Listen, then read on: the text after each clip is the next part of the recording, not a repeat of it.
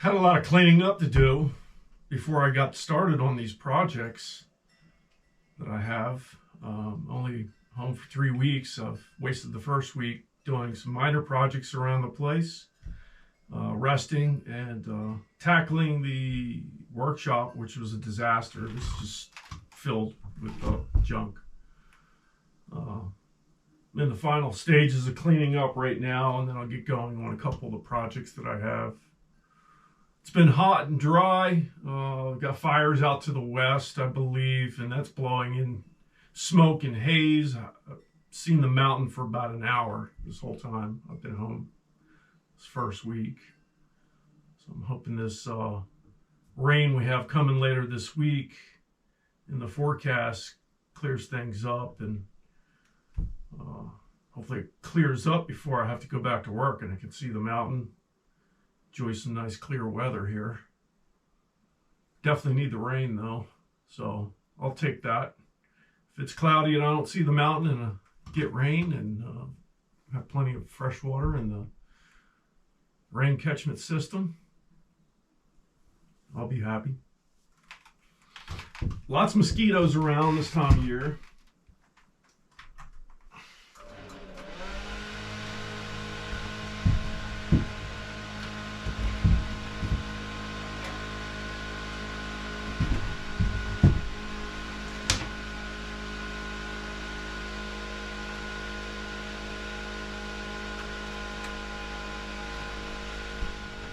So before I got going on the big projects I have at home, I need to get some cleaning done here in the workshop, especially, also the ATV shed. So I've spent several days now cleaning both. In the final stages of throwing a bunch of stuff out and just cleaning up the whole place. Let me take you over and show you the ATV shed.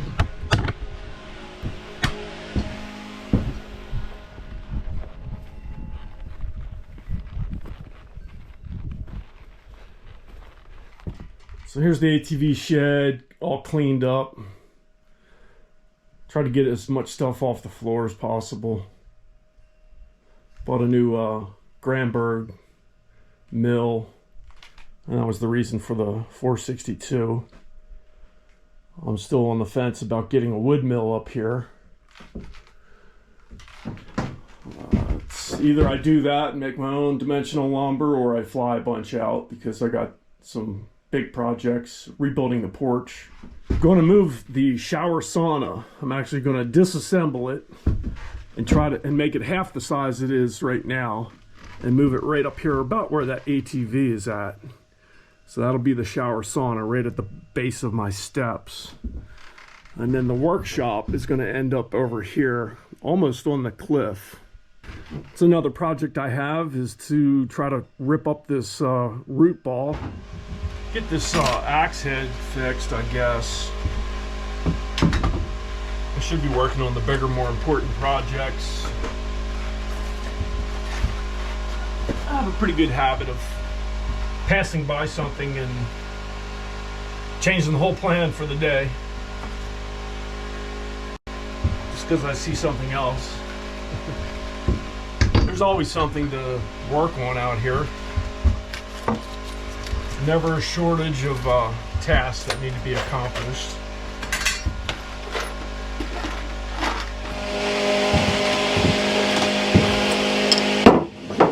All right, step one, let's go turn the generator on.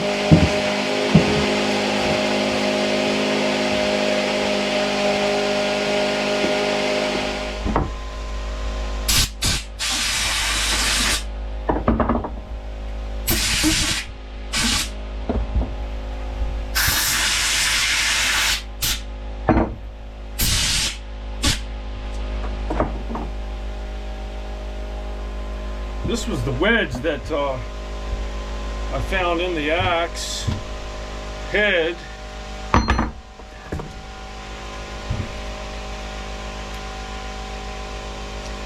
I'm going to try to epoxy it back into the axe. See how that works. Get this cleaned up first. Give it a good sanding.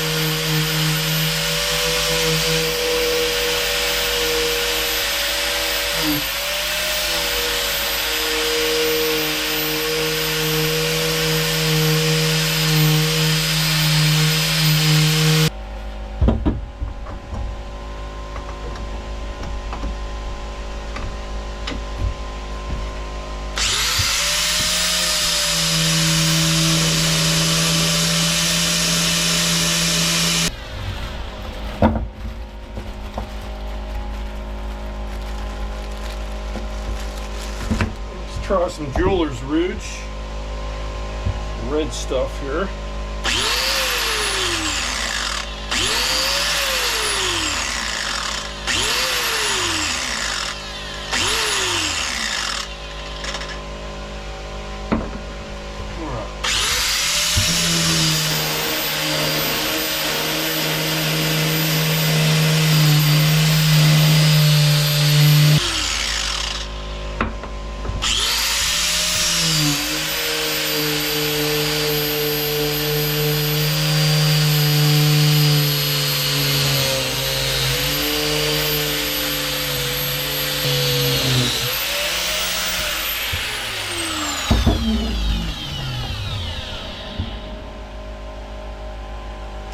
I could keep going on and make it chrome, but oh no.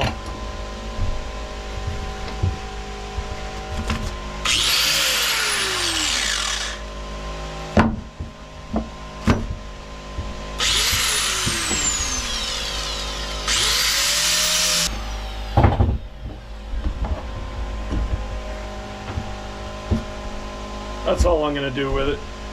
It doesn't need to be perfect.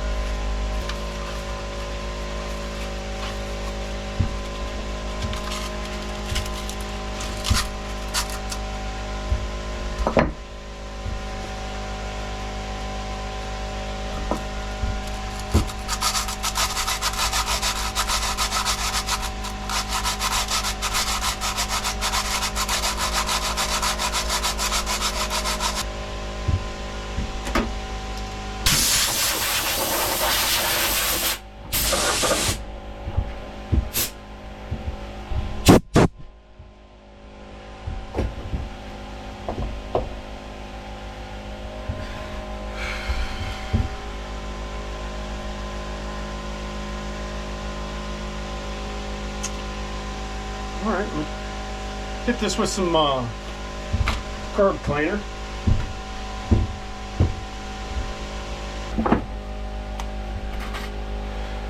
I guess we should polish this too. Hit that real quick.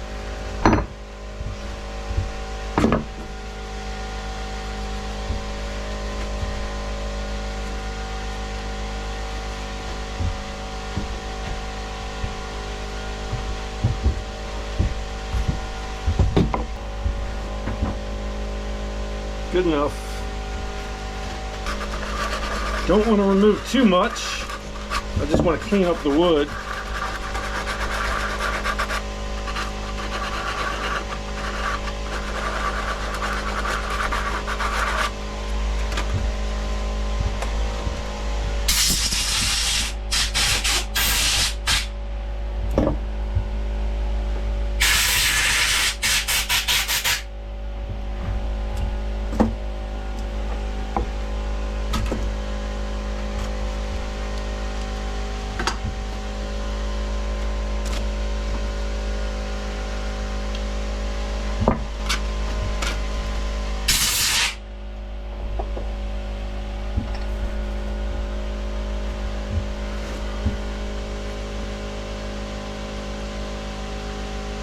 Alright, let's mix some epoxy and put this thing together.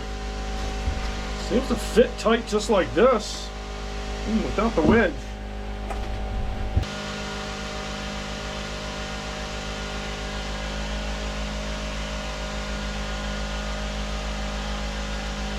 That should be enough.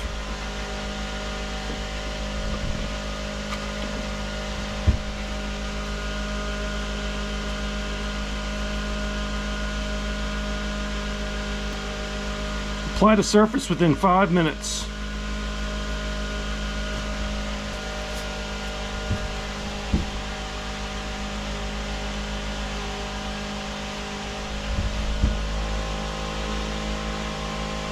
Oh, come on.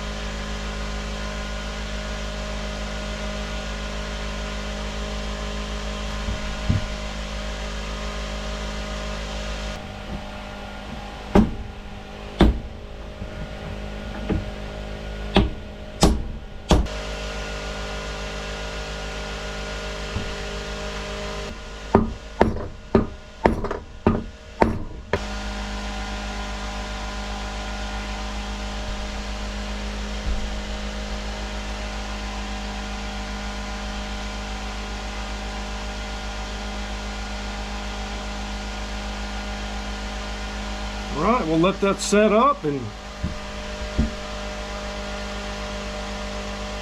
hopefully it's good to go.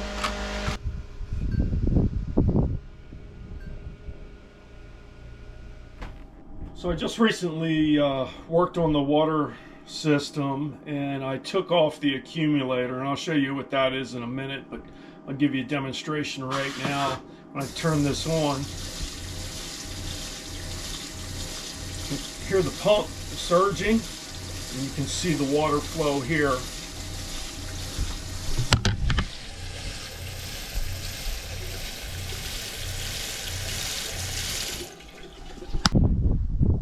So a quick rundown on the way this water catchment system works. Water comes off the roof into the gutter, down that downspout, and then into the barrel.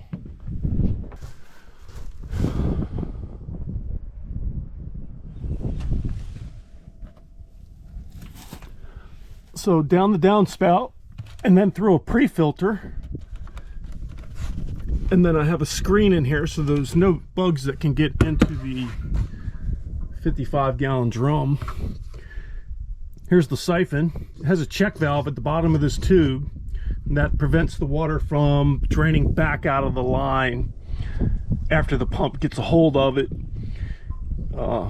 If you don't have the check valve in there, then the water can siphon all the way back, and then your pump struggles. So the water comes through the hose over to the water pump. Right now I have the west side of the roof hooked up. If I want to hook up the other barrel on the east side, I just disconnect this line and put this one in its place. So here's the accumulator that I'm going to put in line, and it's going to go right here. So after the water leaves the pump right now, it follows the hose, goes all the way up to the kitchen into the filters underneath the sink. There's a sediment filter and a charcoal filter. And from there it goes up to the faucet. Here's the 120 volt AC wiring. I need to staple this up. It probably should be in conduit also, because the problem is animals get under here and like to chew on things. I haven't had a problem yet with this, but that doesn't mean I won't. 8 years, no problems, but now that I said something about it, it'll probably happen. So that line comes in from the bottom of the cabin to the faucet.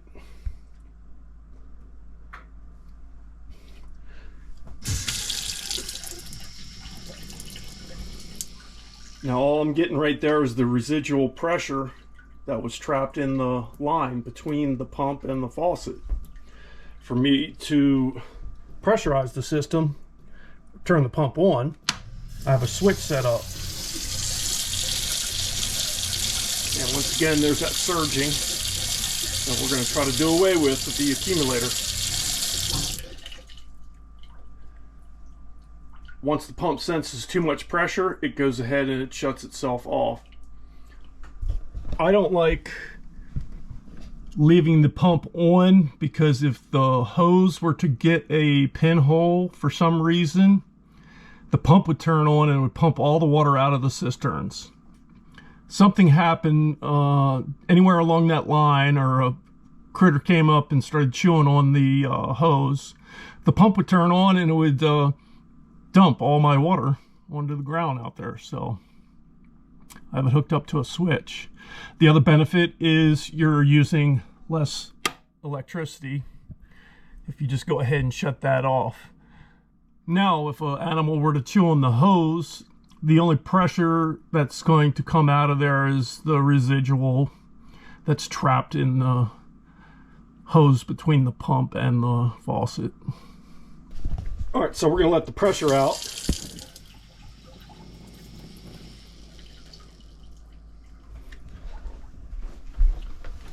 And once again, my drain dumps right into a bucket. So you have to constantly check this. Once it gets up so far, I pull the bucket out, slide the other bucket underneath.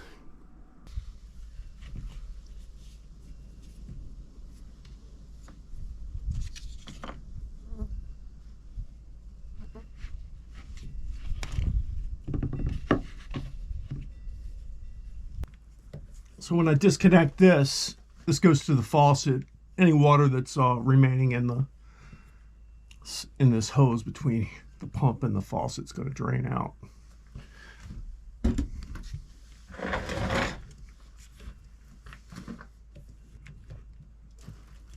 And if the pump switch were on, it would sense no pressure and it would turn the pump on. Water would be squirting out.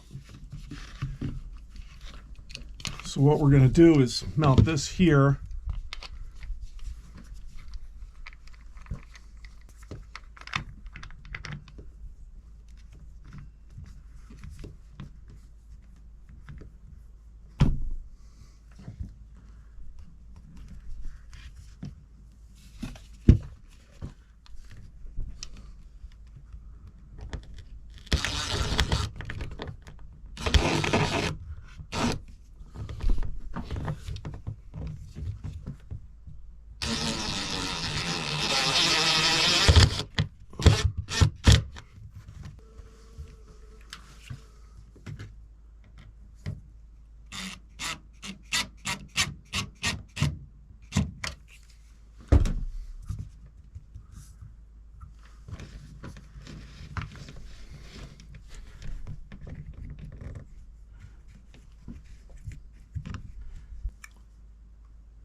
right, let's go test it out.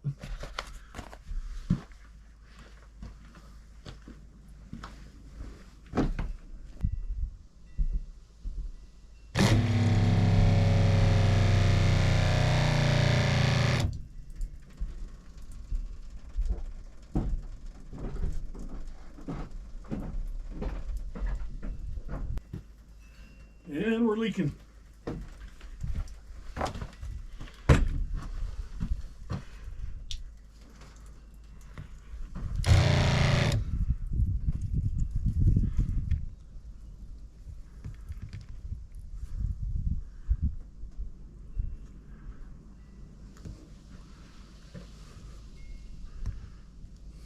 So that's a good example why I turn the power off to the pump. If any part of the system after the pump develops a leak, it's going to empty my water. And then I'm left drinking lake water, which I'll have to boil and filter. So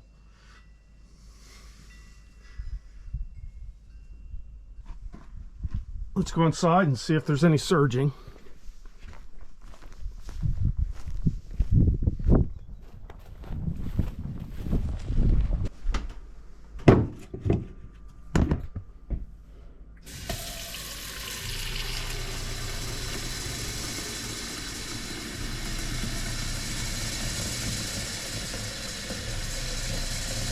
Not nearly as much surging as there was before. So I'm going to leave the accumulator on there.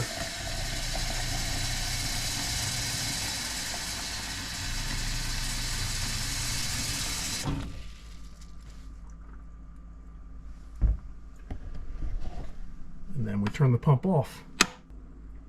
So this water's already been filtered by a sediment filter, number 1, and then it goes through activated charcoal up to the faucet. And what I do in the summer is that filtered water now goes into the Berkey,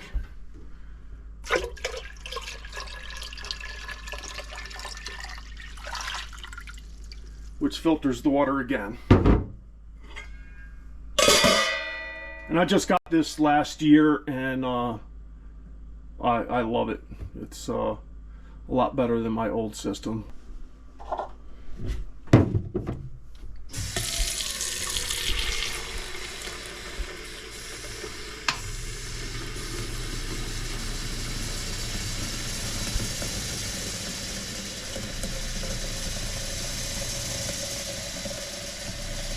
Much less surging, still there but not as bad, and the pump's not working as hard.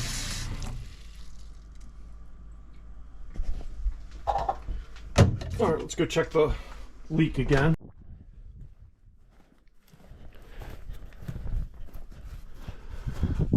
So to recap, you've got the pre-filter, the screen, there's a strainer check valve at the bottom of the barrel.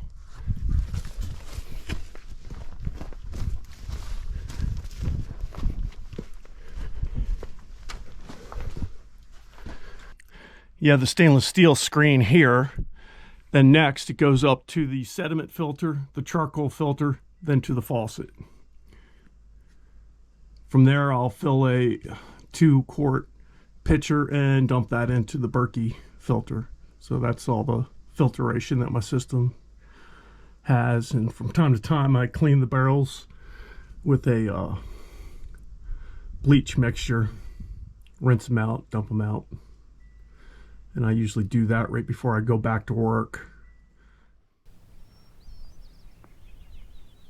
So the next project is to get some primer on all of this wood and then get that painted the same bear rug brown color that's on the cabin.